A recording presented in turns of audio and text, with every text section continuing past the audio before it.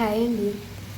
టమాటా నిల్వ పచ్చడిలాగా ఇలా చేసుకోవడానికి ముందుగా ఒక హాఫ్ కేజీ టమాటాలు ఇలా కట్ చేసేసుకొని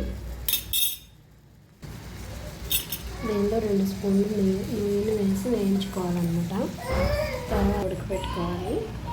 ఉడుకుతుంది కదా, చూడండి ఇవి మగ్గుతున్నాయి కదా. ఇప్పుడు కొంచెం ఉప్పు వేసుకుందాం. ఉప్పు వేసుకుంటే టమాటా తొందరగా మగ్గుతుంది కదా.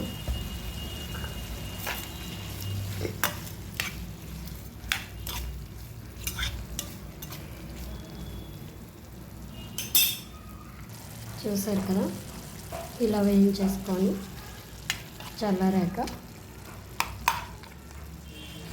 ఇవి నాటు టమాటాలు అనమాట, అందుకని ఇలా చూడండి మెల్ట్ అయిపోయింది.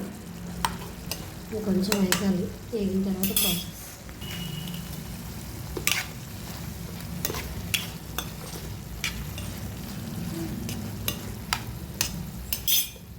మిక్సీలో వేసుకుందాం. కానీ పచ్చడి భలే ఉంటుందండి టేస్ట్.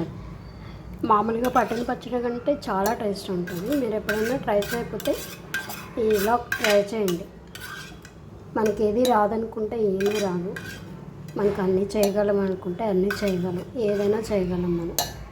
అన్నీ టేస్ట్గా కూడా చేయొచ్చు. కొంచెం మంచిగా వేయించుకుంటే అన్ని క్వాంటిటీ కొంచెం కలుపుకుని తర్వాత చూసుకుంటే, ఇవి తక్కువే కాబట్టి నేను ఉల్లిపాయలు కొంచెమే వేస్తున్నాను. ఇప్పుడు చింతపండు వేసుకున్నాం.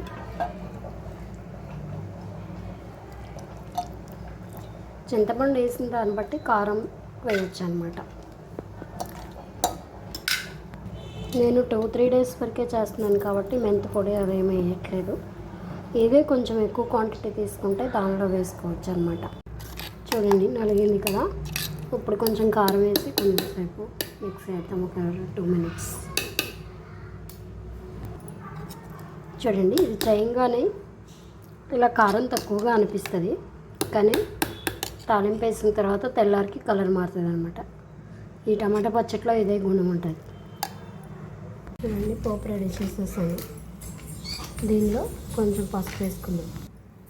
చూడండి, పోపు చేసేసాను. ఇది అన్నంలోకి కానీ, ఇడ్లీలోకి కానీ, దోశల్లోకి కానీ చాలా బాగుంటుంది. పట్టిన చట్నీ కంటే టేస్ట్గా ఉంటుంది. ఇదే ప్రాసెస్తో నిలవ పచ్చడి కూడా పట్టుకోవచ్చు. ముక్కలు ఎండబెట్టాలి ఆ పని ఏమీ లేకోకుండా ఇలాగే చేసుకోవచ్చు. మరిన్ని వీడియోలు చూపిస్తాను. నా ఛానల్ సబ్స్క్రైబ్ చేయండి, కామెంట్ చేయండి, లైక్ చేయండి.